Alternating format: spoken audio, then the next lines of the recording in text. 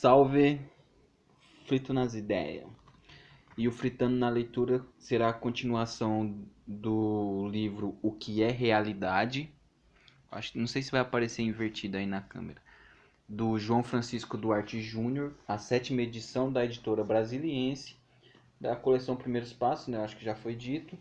E o capítulo que estamos é A Edificação da Realidade. O interesse sociológico nas questões da realidade e do conhecimento justifica-se assim inicialmente pelo fato de sua relatividade social. O que é real para um monge tibetano pode não ser real para um homem de negócios americano. O conhecimento do criminoso é diferente do conhecimento do criminalista. Citação de P. Berger e T. Luckmann. Dando continuidade ao capítulo, No primeiro parágrafo do capítulo introdutório foi feita a seguinte afirmação: o real é o terreno firme que pisamos em nosso cotidiano. Agora será preciso que se parta desta asserção, procurando compreendê-la dentro de um contexto mais específico. Todos temos consciência, de uma maneira ou de outra, de que o mundo apresenta realidades múltiplas, isto é, que há zonas distintas de significação. Frequentemente passamos de uma a outra dessas realidades e sabemos que cada uma delas exige-nos uma forma específica de pensamento e ação, que cada uma deve ser vivida de maneira peculiar. Quando saímos do cinema ou quando acordamos de um sonho, por exemplo, experimentamos a passagem de uma a outra dessas áreas distintas da realidade. O filme, no caso a arte, e o mundo onírico apresentam-nos elementos que nossa consciência não mistura nem confunde com aquelas provenientes da vida cotidiana. Como já afirmado anteriormente, a vida cotidiana a qual retornamos sempre é considerada por nós a realidade por excelência, a realidade predominante. Nosso cotidiano é o mundo estável e ordenado no qual nos movemos desembaraçadamente, devido à sua constância e à segurança que o conhecimento de que dispomos sobre ele nos dá. Porém, mesmo o cotidiano não consiste num bloco monolítico de realidade. Nele há também zonas mais próximas ou distantes de minha consciência. A realidade que me é mais palpável, aquela na qual tenho maior segurança, diz respeito ao mundo que se acha ao alcance de minhas mãos, mundo no qual atuo, trabalhando para alterá-lo ou conservá-lo. Aqui subjazem em minha consciência motivos essencialmente pragmáticos, ou seja, minha atenção se prende àquilo que estou fazendo, fiz ou pretendo fazer. A interpretação da realidade cotidiana fundamenta-se em propósitos práticos, propósitos que, em última análise, têm a ver com a nossa sobrevivência. A partir dessa região mais clara e evidente de nosso dia a dia, outras vão se sucedendo e, à medida que se afastam de nossa possibilidade de manipulação, tornam-se mais obscuras. Por exemplo, uma pessoa todo dia ao dirigir-se para o trabalho cruza a ponte sobre o rio que corta a cidade. De lá vê pescadores em suas margens, com os caniços nas mãos. Nunca tendo pescado, desconhece as técnicas da pesca e, mais especificamente, desconhece aquele rio em particular, os tipos de peixe que existem ali, os melhores lugares para apanhá-los, as iscas que devem ser empregadas, etc. O rio e a pesca fazem parte de seu cotidiano, mas estão localizados numa área de realidade menos conhecida e manipulável do que a ocupada pelo seu trabalho no escritório. Da mesma forma, o terreiro de Umbanda que este mesmo indivíduo vê às vezes em seus passeios, ao passar pela sua porta ouve o som ritmado dos rituais, mas desconhece totalmente como eles se processam e o que se passa lá dentro. Esta é para ele uma zona de realidade ainda mais obscura e distante do que aquela ocupada pelo rio e os pescadores. O setor da realidade que me é mais claro e conhecido pode ser chamado de não problemático. Ali o meu conhecimento me habilita a viver de maneira mais ou menos mecânica, no sentido de não serem necessários novos conhecimentos ou novas habilidades para resolver as pequenas questões surgidas. Se, contudo, um problema inusitado aparece neste cotidiano, procuro resolvê-lo a partir do conhecimento já cristalizado pelo meu dia a dia, buscando integrar esta nova realidade problemática àquela não problemática. Diariamente, por exemplo, tomo determinado ônibus para chegar ao meu local de trabalho, mas um dia uma greve dos motoristas naquela companhia gera-me um problema que me obriga a sair da rotina a fim de resolvê-lo. Busco então saber se outras pessoas, busco então saber se outras companhias que não estão em greve têm linhas que me servem ou se há colegas de trabalho na região onde moro que estejam dispostos a dividir um táxi comigo. O problema me obriga a procurar um novo conhecimento que se integra então ao meu cotidiano já conhecido. Como a vida cotidiana é dominada pelo espírito pragmático, a maioria dos conhecimentos de que dispomos para atuar nesta esfera é do tipo receita, ou seja, conhecimentos que me dizem como devo proceder para alcançar tais e tais propósitos determinados. Não se colocam aqui os porquês, mas essencialmente o como. Sei como utilizar o telefone, mas não porquê. Ao discar um certo número, meu amigo atende do outro lado da linha. Sei como ligar e sintonizar a TV, mas não posso explicar o fato de a imagem e o som saírem das estações transmissoras e serem captadas pelo meu aparelho receptor.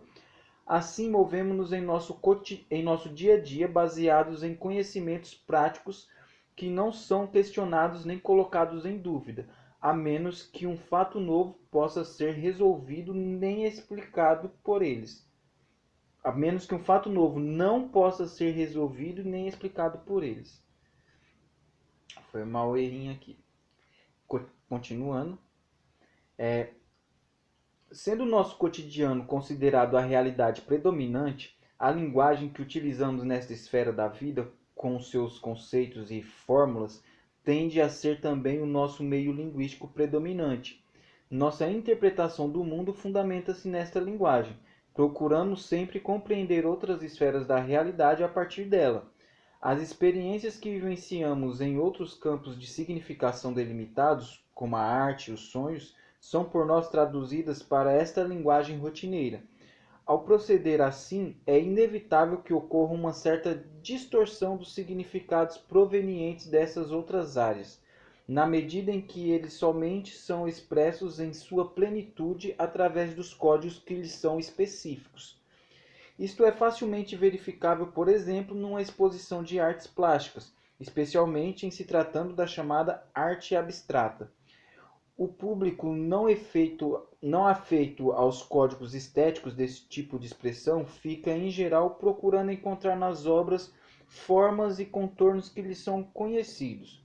Um animal, um rosto, uma árvore, etc. Fica buscando traduzir uma realidade um tanto obscura naquela que lhe é conhecida e rotineira. Estes outros campos de significação, portanto, são espécies de parênteses que se abrem dentro da realidade predominante, a da vida cotidiana. São enclaves que apresentam seus modos próprios de significação, o que vale dizer de realidade. É sempre necessário um certo esforço para nos desligarmos da realidade cotidiana e penetrarmos nesses outros setores. É preciso que se abandone a linguagem e a visão rotineira do mundo. Anteriormente foram citados como exemplos desses enclaves a arte e a esfera onírica, mas é preciso que se note que também as experiências religiosas, místicas no caso, assim como o pensamento teórico, a filosofia e a ciência, fazem parte desses campos limitados de significação. A questão científica será abordada no último capítulo, mas para que este ponto fique claro aqui, basta que se anote dois exemplos. Em sua vida diária, o químico que utiliza a água para beber tomar banho, nadar ou regar o seu jardim, percebe-a como fresca, límpida, suja, convidativa, etc. Passa a pensar nela como H2O apenas quando, em seu laboratório, realiza suas experiências científicas. Ou então o cientista social, que em seu escritório estuda os reflexos da má distribuição de renda na formação de uma população marginal. Ao ser roubado por um trombadinha na rua, reage como qualquer pessoa, independente de sua compreensão teórica do fato. A realidade preponderante é sempre a do dia a dia, e já foi afirmado que mesmo esta realidade possui uma região que é mais clara e evidente, aquela ao alcance de nossa manipulação. À medida que me afasto desta esfera, meus conhecimentos vão se tornando mais obscuros e nebulosos, como se a totalidade do mundo fosse uma região de penumbra da qual se destaca a zona mais iluminada do cotidiano. Sei que existem os pescadores e suas técnicas logo ali, mas ignoro este conhecimento que lhes é peculiar. Sei que existem terreiros de Umbanda e ignoro ainda mais o seu modo de funcionamento. E sei, num caso extremo, que os norte-americanos chegaram à Lua, porém todo o processo envolvido nesta viagem me é totalmente ignorado. Percebe-se, desta forma, que existe um cabedal de conhecimentos que é socialmente distribuído. Meu saber habilita-me a viver o meu dia a dia e, à medida que determinadas zonas da realidade se afastam do meu cotidiano, o conhecimento de que disponho sobre elas torna-se mais e mais esquemático. Há esferas do real cujo domínio pertence apenas a pessoas altamente especializadas e que, estando distantes de nossa manipulação, são-nos totalmente obscuras. Se é impossível conhecermos tudo o que outros conhecem, todavia é importante que saibamos como o conhecimento está distribuído pela sociedade, ao menos em linhas gerais. Ou seja, é preciso que tenhamos em mente a quem devemos recorrer quando um determinado fato nos obriga a buscar um saber específico. Por exemplo, não sei como funciona o meu televisor, mas devo saber a quem tenho de recorrer quando ele apresenta algum defeito. Não sei como me curar de uma doença que me acomete, mas sei como fazer para consultar um médico que poderá me tratar. Assim, o saber de como saber está repartido pelo corpo social onde vivemos. Assim, o saber de como o saber está repartido pelo corpo social onde vivemos é um dos mais importantes conhecimentos de que dispomos, possibilitando-nos que penetremos naquelas esferas que estão distantes de nosso cotidiano. Em nossas modernas sociedades, tendo o conhecimento se especializado em graus altamente específicos, às vezes é necessário que recorramos a profissionais que nos indiquem quais outros profissionais podem resolver o nosso problema. Consultamos primeiramente um clínico geral e ele nos encaminha ao médico especialista naquele tipo de enfermidade que nos acomete.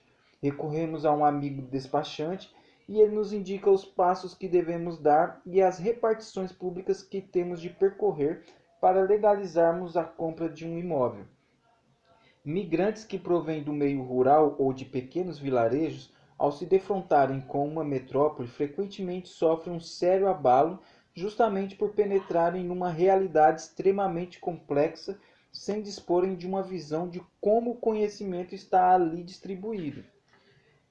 É comum ouvir-se deles afirmações como: vim para cá a fim de encontrar-me com meu amigo fulano e pensei que perguntando todo mundo soubesse onde ele mora.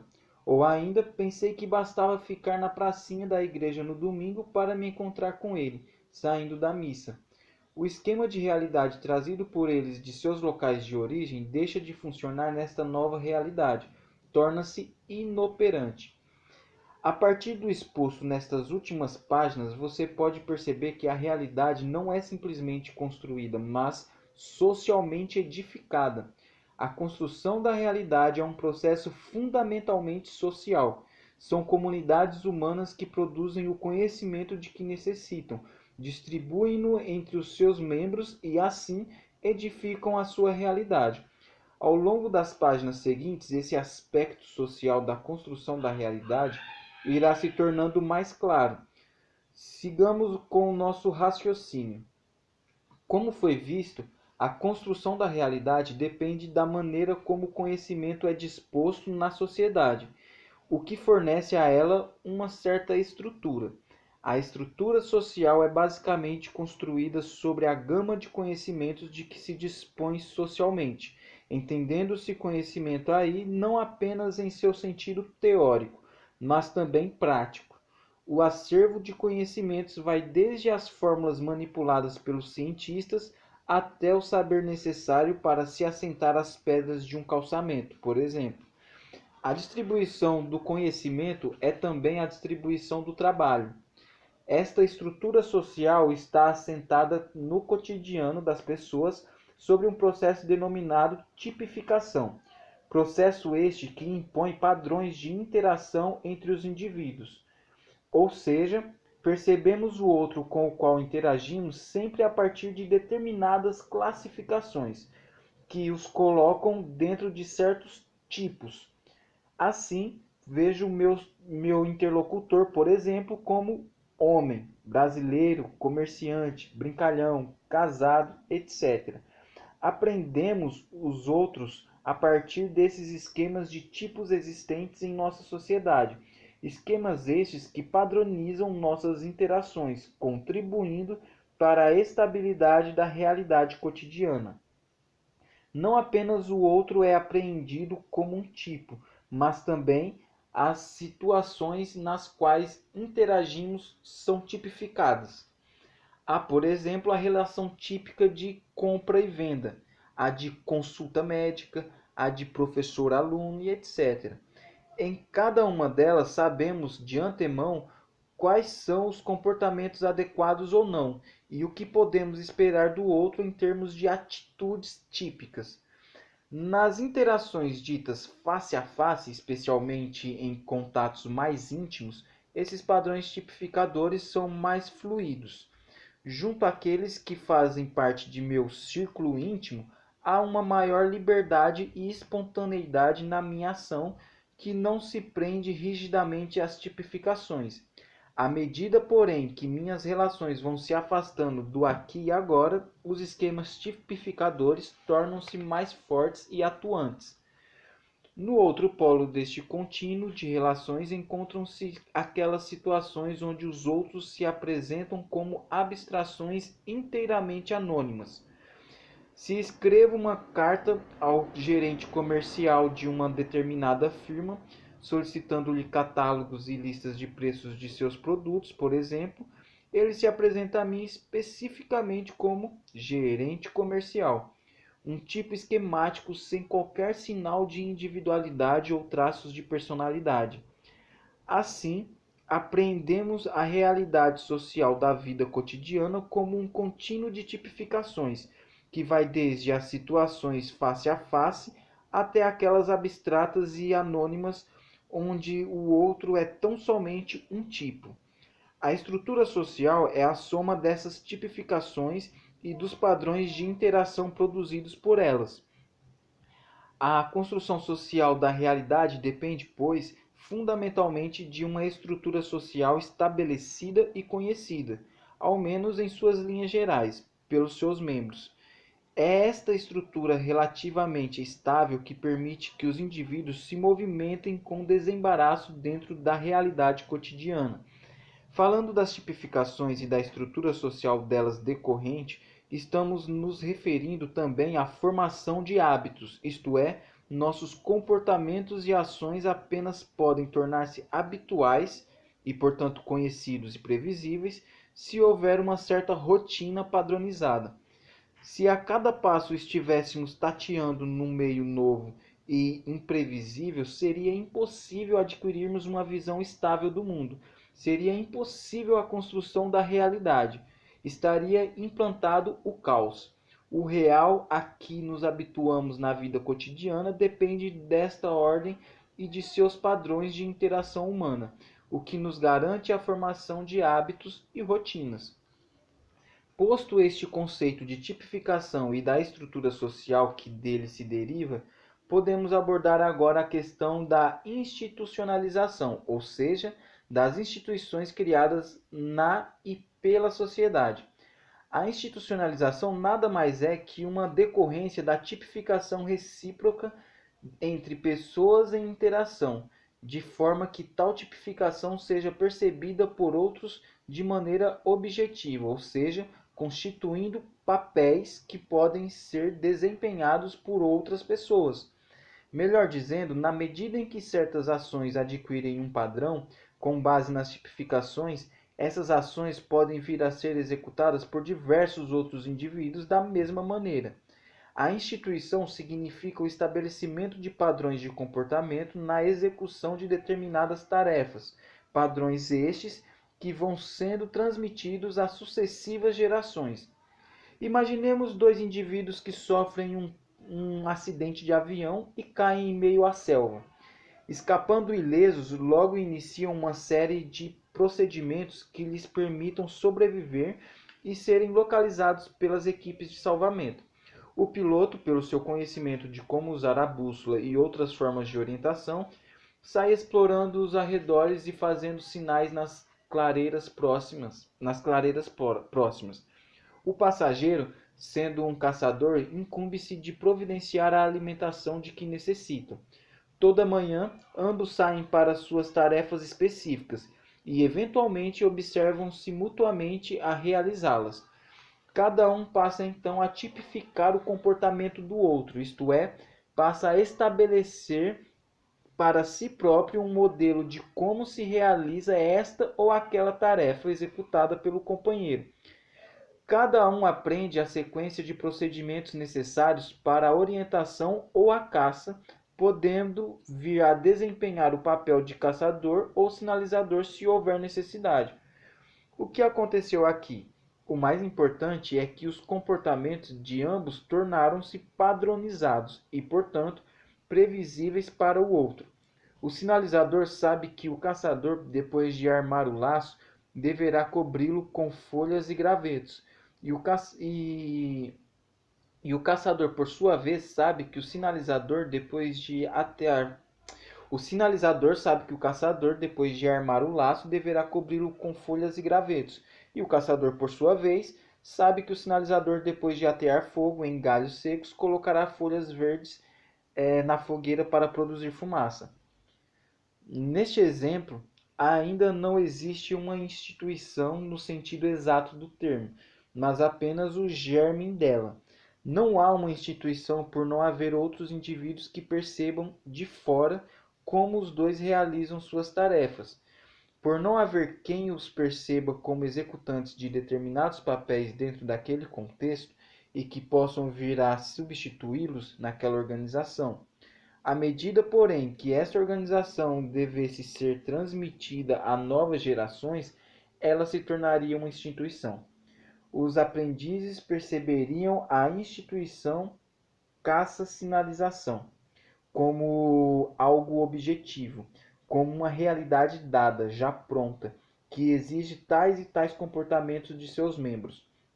Note que os dois sobreviventes construíram juntos o seu mundo, a sua realidade ali na selva. Ela foi estabelecida pela divisão de tarefas e consequente tipificação recíproca.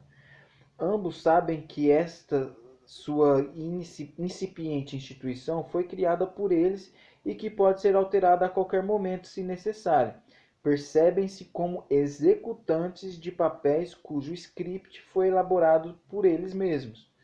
Mas imaginemos agora que os dois encontrem por ali duas crianças, únicas sobreviventes de uma tribo da redondeza. Façamos um pouco de literatura. Essas crianças são adotadas por eles e tornam-se aprendizes de suas tarefas. Passam a aprender a executar os papéis que os adultos cumprem em sua instituição de caça-sinalização.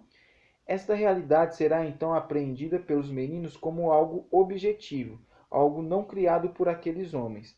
Se, por exemplo, o sinalizador sempre que acende a sua fogueira faz uma figa com a mão esquerda e olha para o céu, provavelmente seu aprendiz passará no futuro a fazer exatamente da mesma forma, pois este comportamento é aprendido como necessário à manutenção da instituição.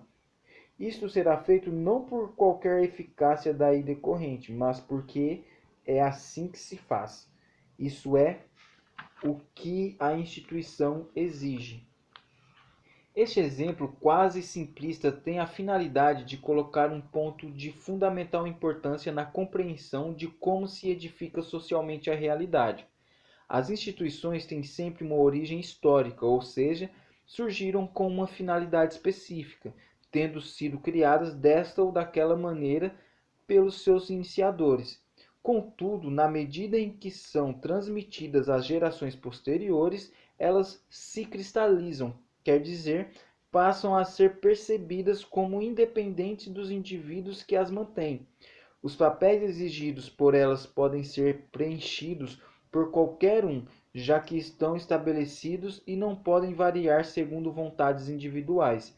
As instituições passam a ser percebidas como estando acima dos homens, passam a ter uma espécie de vida independente. É como se as instituições tivessem uma realidade própria, cuja existência não mais é percebida como criação humana. Elas adquirem uma objetividade, uma solidez de coisa dada. É extremamente difícil para os indivíduos perceberem que a estrutura social onde vivem é assim porque os homens a fizeram e a mantêm assim. Ela se apresenta a nós sempre como uma coisa objetiva, afinal, estava aí antes de nascermos e continuará depois de nossa morte. Este fenômeno é chamado de reificação, nome derivado da palavra latina res, que significa coisa. A realidade construída socialmente é sempre reificada, ou seja, transformada em coisa. Adquire o mesmo estatuto das coisas naturais dos objetos físicos. Neste sentido, é que a institucionalização sobre a qual se edifica a realidade possui em si um controle social. Ao ser percebida como algo dado, estabelecido, evita que os indivíduos procurem alterá-la. A instituição é soberana, os homens devem adaptar-se a ela, cumprindo os papéis já estabelecidos. Quem já não ouviu uma frase como: pessoalmente não queria fazer isso, mas tive de fazê-lo porque a instituição o exige.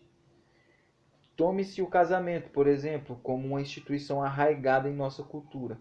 Apesar de ele vir sofrendo questionamentos e alterações e de apresentar pequenas diferenças em alguns outros países, sua essência se mantém para a grande maioria da população.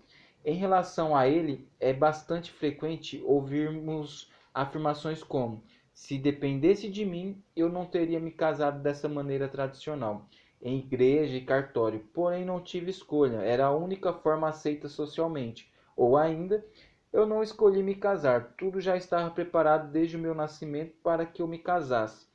A grande maioria da população, pelo menos aparentemente, crê que a única forma correta, ética, direita, de um relacionamento amoroso entre homem e mulher ocorrer é através dos papéis de marido e de esposa que a instituição exige.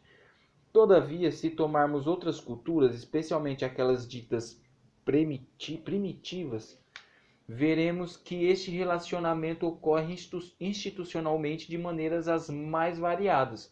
Suas realidades são construídas de modos diferentes. Esta é a estranha dialética que rege o mundo humano.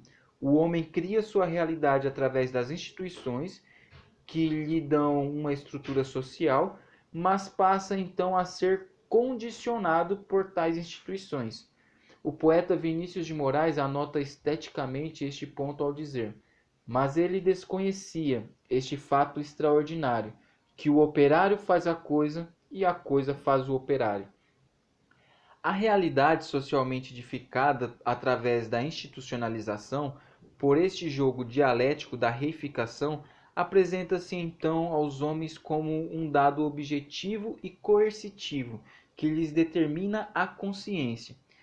Em linhas gerais, pode-se notar que este processo possui três momentos. Primeiro, a conduta humana é tipificada e padronizada em papéis, o que implica o estabelecimento das instituições. A realidade social é um produto humano. Segundo, a realidade é objetivada, ou seja, percebida como possuindo vida própria. O produto, a realidade, desliga-se de seu produtor, o homem. Terceiro, esta realidade tornada objetiva determina a seguir a consciência dos homens no curso da socialização, isto é, no processo de aprendizagem do mundo por que passam as novas gerações. O homem torna-se produto daquilo que ele próprio produziu. É preciso que se entenda claramente esta dialética que perfaz o mundo social humano, em suas três fases distintas, a fim de que não se fique com uma visão simplificada e mecanicista do processo. Nossa consciência é determinada socialmente, ou seja, as instituições e padrões de conduta delas decorrentes exercem sobre nós um efeito educativo, condicionando-nos para a vida em sociedade. Porém, sendo tais instituições criadas e mantidas por nós, elas são passíveis de sofrerem mudanças e alterações através de esforços deliberados neste sentido. Se assim não fosse, não haveria história. A palavra esforço aí é empregada em sua mais ampla acepção, pois que, como já visto, nossa consciência requer um certo trabalho para desligar-se das condições que a determinam, pensando-as e procurando compreendê-las de fora. Ao se fazer ciência e filosofia, por exemplo, o esforço requerido à consciência é justamente o de procurar desligar-se o máximo possível das concepções cotidianas da realidade, refletindo sobre as condições e processos em que tais concepções são erigidas. Resta-nos, porém, considerar um dado fundamental neste mecanicismo de construção da realidade através das instituições sociais. Trata-se da ação do sistema linguístico, ferramenta básica na criação do mundo humano, como exposto no capítulo anterior. Ao serem estabelecidas, as instituições são sempre acompanhadas de um correspondente esquema explicativo e normativo que, por meio da linguagem, conceitua-as e determina regras para o seu funcionamento. A isto chama-se de legitimação. As instituições são legitimadas por meio da linguagem. As razões de sua existência são traçadas e transmitidas conceitualmente, vale dizer linguisticamente, bem como as normas para o seu funcionamento. Essas normas, dentro da realidade da vida cotidiana, assumem aquele caráter de receita, já referido, ou seja, para penetrarmos e nos movermos dentro de tal instituição, devemos proceder desta ou daquela forma, segundo seus preceitos pragmáticos. O primeiro conhecimento que temos relativo à ordem institucional está situado a nível pré-teórico, no sentido de não ser um conhecimento elaborado mais abstratamente em torno dos porquês, e sim praticamente com relação ao como.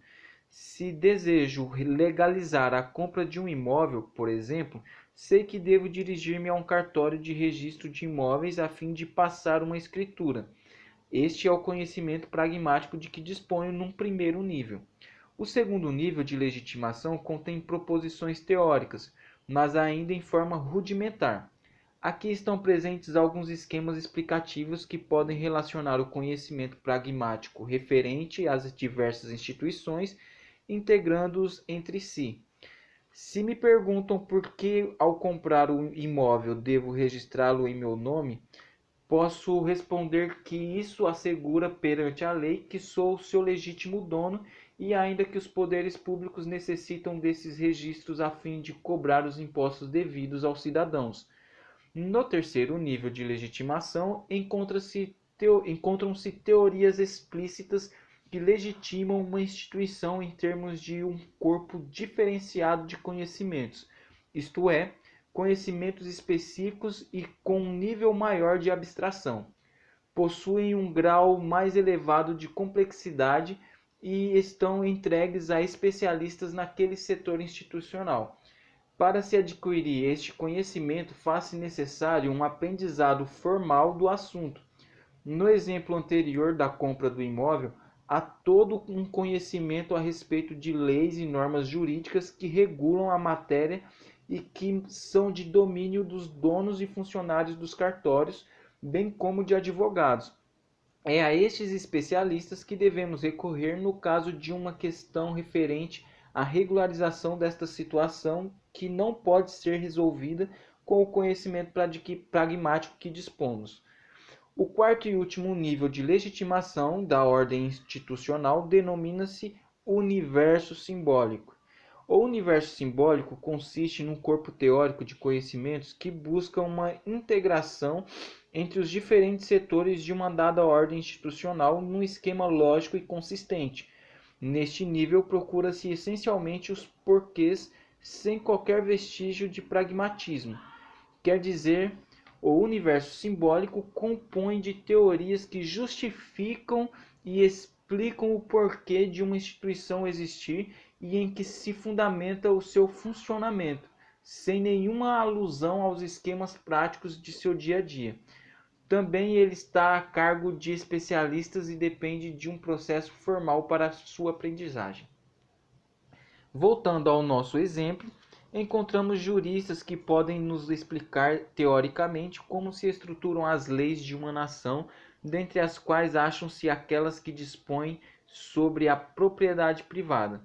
Além disso, um filósofo poderia discutir as origens de tais propriedades na história humana, mostrando, por exemplo, como a partir delas surge todo um sistema de denominação e exploração do trabalho através da luta de classes.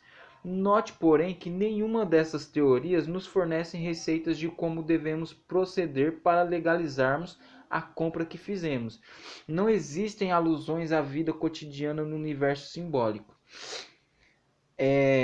Antes de serem discutidos alguns outros aspectos com relação aos universos simbólicos, convém que se aponte alguns pontos relevantes a respeito da legitimação institucional.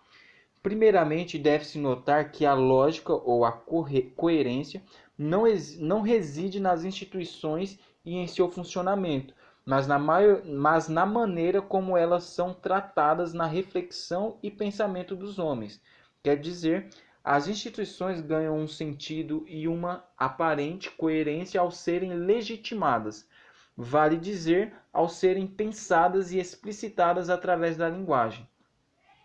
Muitas vezes os porquês da existência de uma instituição e o seu modo de funcionamento, tal como são verbalizados e transmitidos às novas gerações, são diversos dos motivos reais que a fazem existir e operar. A linguagem cria uma lógica e uma explicação, imprimindo-as então à instituição, e nós, pelo processo de reificação já descrito, acreditamos que esta legitimação provenha da organização institucional mesma. Este fato, quando ocorre de maneira que a explicação linguística seja diferente ou mesmo radicalmente inversa dos reais motivos das instituições, recebe o nome de ideologia. Dito mais claramente, a ideologia é uma explicação com respeito a instituições e fatos sociais que esconde seus verdadeiros porquês. A ideologia é uma legitimação a qual, mais do que aclarar as motivações intrínsecas às instituições, procura ocultá-las através de um sistema explicativo qualquer. Quase sempre a ideologia serve aos interesses de determinados grupos sociais ao esconder a realidade das instituições e criar-lhes uma outra através da palavra, mesmo que esses grupos não tenham consciência disso. Uma discussão mais ampla a respeito desta questão fugiria dos limites deste texto, mas ela fica aqui anotada como um processo importante na construção social da realidade. Como desdobramento deste fato, convém notarmos que a legitimação não só pode criar explicações para a existência e funcionamento da ordem institucional, como também inventar uma origem histórica para ela. Ou seja, ao longo da história, as origens de uma determinada instituição podem ser recriadas pelo processo linguístico que a acompanha, gerando tradições, lendas e mitos em torno de suas origens. Alguns exemplos deixarão mais claros estes três últimos parágrafos. É comum ouvir-se que os pobres só são pobres porque não se esforçam e não trabalham o suficiente para progredirem e assim ascenderem socialmente. Esta ideia esconde o fato de que nossas sociedades capitalistas são estruturadas de maneira a garantir que as classes economicamente inferiorizadas assim permaneçam, mantendo-se a divisão de classes. Tal asserção, os pobres são preguiçosos, retira desta divisão de classes, baseada na propriedade privada, a causa da pobreza, colocando-a sobre o ombro dos indivíduos, isto é, o que é efeito torna-se causa, invertendo-se a relação através da ideologia.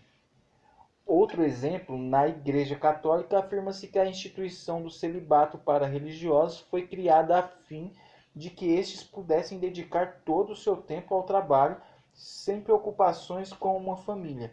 Contudo, sabe-se que o celibato foi instituído quando a Igreja corria o risco de ver seu capital dispersar-se, caso os religiosos se casassem e tivessem suas posses transferidas a herdeiros. O celibato como proteção do trabalho é uma origem inventada posteriormente, mas já é tempo de se voltar ao universo simbólico, o nível mais alto de legitimação, onde as construções teóricas estão totalmente distantes da realidade pragmática do cotidiano. A função do universo simbólico consiste em integrar num corpo único de conhecimentos, numa teoria, todas as experiências possíveis dentro de uma instituição ou de um conjunto de instituições, uma sociedade. Através do universo simbólico, pode-se explicar quaisquer fatos ocorridos dentro daquela realidade em termos dos significados que este universo provê. De certa maneira, os universos simbólicos ou mecanismos conceituais de integração e explicação da realidade pertencem a um desses quatro tipos: mitológicos, teológicos, filosóficos ou científicos. Ao contrário dos universos simbólicos mitológicos, os outros três são de propriedade de elites de especialistas cujos corpos de conhecimentos estão afastados do conhecimento comum da sociedade. É a eles a quem o leigo deve recorrer no caso de não conseguir interpretar e integrar em seu conhecimento cotidiano uma determinada experiência por ele vivida ou presenciada. Os universos simbólicos ou teorias são criados para legitimarem, num nível genérico, as instituições sociais já existentes, encontrando-lhes explicações e integrando-as num todo significativo. Porém, o inverso também pode ser verdadeiro, quer dizer, instituições sociais podem vir a ser modificadas a fim de se conformarem com teorias já construídas, tornando-as assim mais legítimas. Esta é então a essência da dialética que rege as transformações sociais, onde alterações na prática cotidiana das instituições obrigam a mudanças nas teorias, mas também mudanças nas teorias levam a alterações na prática institucional. Privilegiar um dos dois sentidos deste fluxo de alterações é romper com a compreensão dialética da história. Em resumo, transformações objetivas nas instituições, que alguns diriam na infraestrutura social, conduzem a transformações no corpo de conhecimentos, nas ideias, que alguns diriam na superestrutura social, e vice-versa. É preciso notar-se assim o poder realizador das teorias, isto é, sua capacidade potencial de tornar reais os seus conceitos no sentido de fazê-los retornar do universo simbólico onde foram produzidos à vida cotidiana dos indivíduos. Isto é particularmente verificável no âmbito das ciências humanas, especialmente no da psicologia. Por exemplo, depois da psicanálise de Freud, grande parte de seus conceitos se incorporaram à linguagem cotidiana das pessoas, que passaram então a perceber em si mesmas e nos outros as manifestações de tais conceitos, tornando-os reais em seu dia a dia. Para concluir este capítulo, convém notarmos que em nossas modernas sociedades, ditas pluralistas, ocorre a existência de inúmeros universos simbólicos que coexistem pacificamente ou mesmo se entrechocam. Cada grupo de especialistas tende a ter uma perspectiva sobre a sociedade, isto é, sobre a realidade, a partir de seu universo simbólico particular. Isso torna extremamente difícil o estabelecimento de uma cobertura simbólica estável e válida para a sociedade inteira, tal como encontrada nas sociedades primitivas. O que parece ocorrer é a existência de um universo simbólico mais alargado e vago, sobre o qual todos concordam e cujas falhas ou deficiências são supridas pela conceitualização proveniente dos universos parciais mais especializados. Esta situação pluralista é inclusive o que torna mais rápidas e mais fáceis as mudanças sociais, por não haver um único universo simbólico estável e estabelecido regendo toda e qualquer experiência no interior da sociedade. O pluralismo da civilização acelerou as transformações e, de certa forma, obrigou o desenvolvimento de uma tolerância maior entre os grupos que apresentam diferenças em suas visões da realidade. Como última afirmação, é interessante que você perceba o que estamos fazendo neste pequeno texto. Na medida em que estamos pensando nos mecanismos de construção da realidade, desde as tipificações até os universos simbólicos, estamos elaborando uma teoria sobre as teorias. Melhor dizendo, ao construirmos uma conceituação sobre o funcionamento das estruturas sociais e os universos simbólicos delas decorrentes, estamos, por assim dizer, construindo uma legitimação de segundo grau. Uma legitimação que, em última análise, procura explicar o funcionamento do mais alto nível de legitimação da realidade social, o universo simbólico. Ao refletirmos sobre como a realidade é edificada, estamos construindo também uma realidade conceitual que pretende legitimar o processo todo. Caraca, moleque, 47 minutos. Terminemos esse capítulo. Você é louco, cachoeira. Acho que para não ficar tão chato, vou colocar uma musiquinha aí. Fazer uma edição onde eu vou só colocar só um trecho de música. Fritando na leitura. Frito nas ideias. Constantemente. Fritando.